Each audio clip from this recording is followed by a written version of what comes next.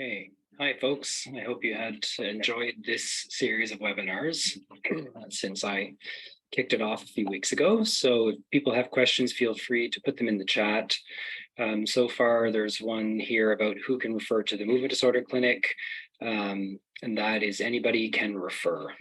Basically, it doesn't have to be a neurologist, it can be a family physician. And then is muscle and joint pain common with PD? I can answer that. I mean, muscle and pain is very common with Parkinson's disease. If Parkinson's disease is the cause of the pain itself, it's generally gets better if you take Parkinson's medication. If you have pain that doesn't get better with Parkinson's medication, then it's more likely to be a musculoskeletal problem like arthritis or bursitis or tendonitis or something like that. People with Parkinson's are probably a little bit more likely to get those problems because the changes in the biomechanics of the body with the left and the right not really in sync. And if you have any of those problems, it's best to speak with your primary care provider, as those are best managed by people with experience in musculoskeletal problems. Or you can see a physiotherapist, although our wonderful Michelle is more focused on Parkinson-specific things rather than those muscle and joint issues. And then there's a request for Elaine to put up the resource slides again. Alana, will everybody have access to these slides? Because I'm happy to put them back up again, but if they're going to be sent out to people, or how's that going to be? We will have them posted on our website. So Diane, are you okay with waiting for them to be posted and in PDF form?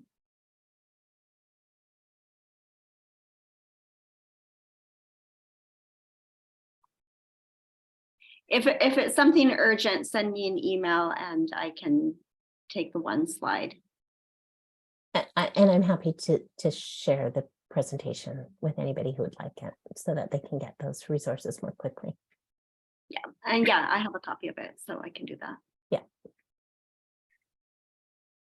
Then I see my colleagues have done such a great job of explaining Parkinson's disease that nobody has any questions. But I did see one that was about on saliva. There was a saliva one, and also about when to stop working. So I don't have access to anything that happened before I joined the meeting about. Oh, interesting. Okay. If there's anything, the first thing that I see is, can my GP refer me to UBC Movement Disorder Clinic? So anything before that, I don't see. Oh, okay. Allison, we have a question here for you. I have noticed that my saliva has thickened. Is this typical? Well, I'm going to first pass that off to Dr. Squires, and then I can chime in with any additional stuff. But I do think like they need to look at things like medications, hydration, all that kind of stuff. So I'll let you start, Dr. Squires. I mean, it could be, basically, is the answer. It is something that I hear people speak of from time to time. Drooling is much more common, of course, but some people do complain of thicker saliva as well. And then in terms of managing it, I usually refer on to our helpful speech therapist. Yes. So, that is a trickier one to manage, as Dr. Squires and I have both discussed together. The thicker saliva is a lot trickier than the thin saliva drooling. Some of my clients have found that just sucking on little ice chips can be helpful. But again, I think it's also good to just review with your doctor and kind of find out, is there a reason why? Like, are you not hydrated enough? Like, what, is there some other cause for the thick saliva? Okay, and then I believe the one that Elaine was referring to is, in what ways can an occupational therapist, speech language pathologist, and social worker help someone who has been diagnosed in their 40s and still working full time to continue working in current level of activity, and help decide when it's time to pivot, stop, to focus on health? So I'll let any Rosa, Elaine, or Allison answer that, or even Dr. Squires, anyone. I can start. So for this specific question, I can say, so it depends on your job, what you're doing. So my role going to be to, let's say, analyze what's your job, what activity you are doing on your job. For example, some people has difficulty typing. Some people cannot sit longer times. Some people cannot manage the full day of work, 8 hours. So we will look at your activities and we'll try to come up with the ideas about, for example, how can we assist you to type better, or use other kind of, let's say, assistive technology, like or let's say introduce you to providers that can help you to obtain assistive technology through your workplace, so you can continue work longer or at the same pace. Like, as an example, trying different kind of mouses, like having a voice activation or voice to text like software, so you can speak and send an emails. So each activity or each job, I would say, should be analyzed and studied individually, and then hopefully we can come up with some idea and assistance. I would agree as well that it is an individual decision, that people kind of get to crossroads and say, well, how do you know when it's time? Like, how do you know when work is too stressful, or how do you know? So there's a number of things to take into consideration. Obviously, finances is one of them, but really looking at the tasks of your job and the symptoms and how those two marry or divorce.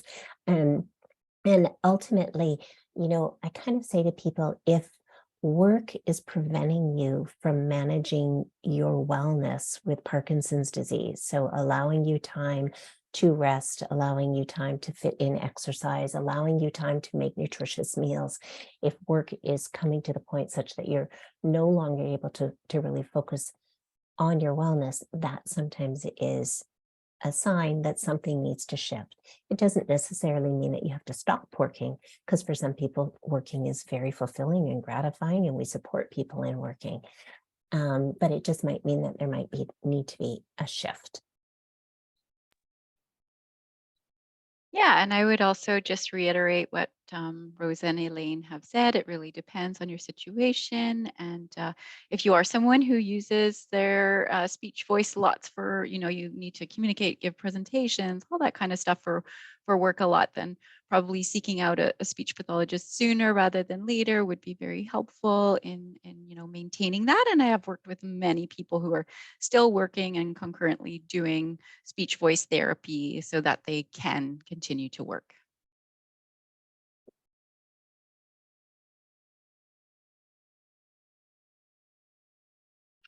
Jonathan, did you want to continue in the chat box from where you left off?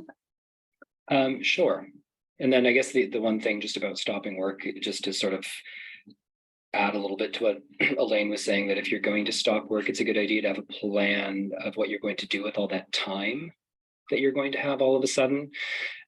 Some people stop work and they thrive, and they're doing yoga and they're gardening, and things are great. And then some people stop and don't have much to do except ruminate over having Parkinson's disease, and then that can quickly go into a bit of a downward spiral. So just to know a little bit on what your personality is, and make a proactive plan as to what you're going to do with all this free time. To give your, so for many people, work gives them a sense of purpose, as Elaine said, and it's just about keeping something in your life that gives you that sense of purpose. That I think is very, like Elaine's quote about coping there, having the why lets you deal with the what. So it's important to have something that brings you joy and gives you purpose. Okay, and then moving on with the chat. So hyperactive bladder, common with Parkinson's, and options to address it. So hyperactive bladder can be a significant problem with Parkinson's, more common as the disease progresses. And then there are a number of different options that are ultimately best to speak about with your doctor. There's some lifestyle modifications in terms of timing when you drink, but making sure you're drinking enough to stay hydrated. Making sure you're going to the bathroom proactively if you're going on a long car trip, not drinking too late in the evening so that you're not spending the whole night getting rid of everything you've had to drink in the evening. And then there are some medications that can be helpful. And for men, it's also sometimes a bit challenging to figure out, is there a prostate problem contributing to that? So sometimes we recommend people see a urologist as well, just to hammer down exactly what the problem is. So unfortunately, you are allowed to have more than one problem with Parkinson's disease, and it's not always straightforward teasing out what's Parkinson's and what is not Parkinson's. New drugs or treatments on the horizon. So there are something like 60 different drugs at various stages of clinical trials right now, of which about half are related to treatment of symptoms, and the other half are hopefully going to help slow the disease progression. It's always really hard to know what's going to happen with these drugs that are in the pipeline. So we keep an eye on it and we try to be optimistic, but sometimes not get our hopes up too much, because sometimes things look very promising in the earlier stages, and then when they get to the later phases of clinical trials, they fail, unfortunately. But we are optimistic that now that there's better understanding of the causes of, well, not the causes, but some of the biology of Parkinson's, that maybe they'll have some success in treating it. I'm not sure exactly what Dr. Raston talked about in terms of treatments. The only thing that's on the verge is a new sort of subcutaneous infusion of levodopa that's going to hopefully be available later this year. It's being reviewed by Health Canada right now, but that will be more for people with advanced Parkinson's disease, not for early Parkinson's disease. So stay tuned. Let's see. So sibling waiting for MRI, working part-time. Not sure what the question here. It looks like it got cut off. Certainly good to be assessed by somebody in terms of diagnosing Parkinson's disease. And can't provide specific medical advice for anybody, but just in general, there's not really any harm in starting Parkinson's medication if you don't have Parkinson's disease. The worst case scenario just doesn't help. So but yeah, best to be assessed by the physician for sure, just to see exactly what's going on there. Is coughing at night common in Parkinson's disease? So it can be, but again, that would be something to see your family doctor about as well, to make sure there's not another cause of that. So acid reflux, for example, asthma, there's many things that can cause a nighttime cough. So again, before we blame that one on Parkinson's disease, you'd want to be assessed by somebody with the expertise to make sure it's not another non-Parkinson's related problem. Okay, and then aspiration is a critical issue in term Parkinson's disease. How can this be addressed? So again, that'll be a bit individualized, but step one is identifying that it's happening, and usually coughing when you're swallowing, feeling, thinking, early warning sign, if you things feeling like they're getting stuck, not quite going down. And then if you're coughing or choking, that would be a risk factor. And then it would be seeing a speech pathologist and having a swallowing study done, usually through one of the health authorities all have their swallowing clinic set up. So just getting your doctor to refer you to one of those clinics.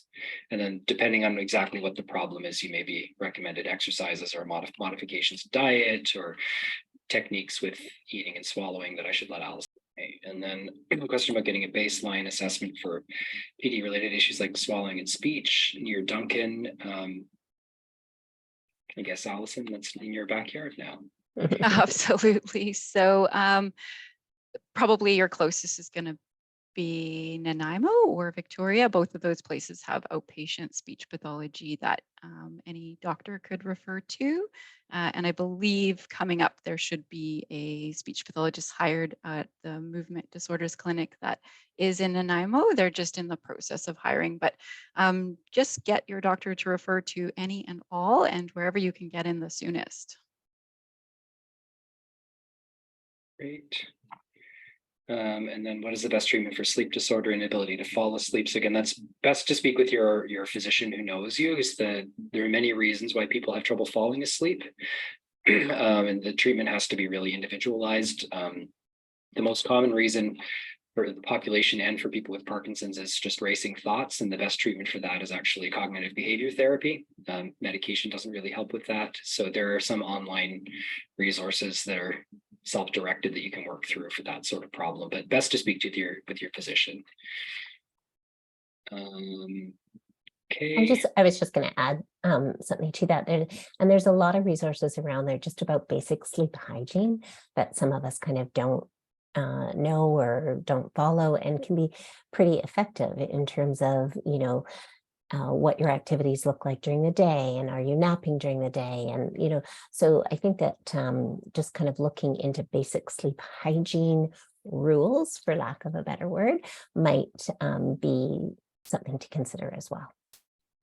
Great. And then Diane was typing something, but it looks like it got cut off here as well. And then strategies to use for restless legs, arms that significantly affect sleep and daily activities. So again, that is something to bring up with your doctor. There's often medications to help with those symptoms. And then it's also good to, have your iron levels checked, because iron deficiency can actually mimic the symptoms of restless legs. So you want to make sure there's not another contributor there, but often we can manage that either by adjusting Parkinson's medications or adding on other things. And then things like a hot bath or a hot shower at bedtime and massaging the affected limbs, some people find helpful.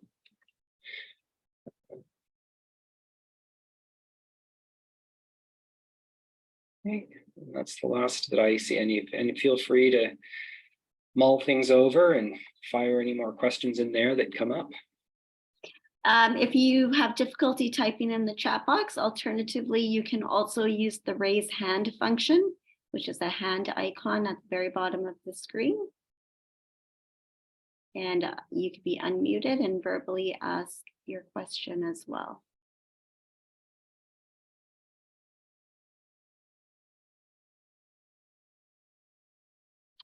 Okay. Well, it looks like there are no more questions. So I'd like to thank you all throughout the series, for everyone who presented and shared their expertise with our Parkinson's community. Thank you so much.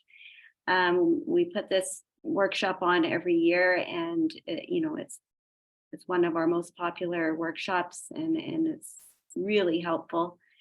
And thank you all for asking your questions and for attending today and participating. As mentioned, the slides from all of the presentations will be posted on our website within the week, as well as the video recording as well. So thank you again, and have a great afternoon. Oh, and for that person who wanted the link on Elaine's PowerPoint, please do email me, and I can share that with you if you need it sooner than the end of the week, end of next week, actually. Thanks, everyone. Bye now.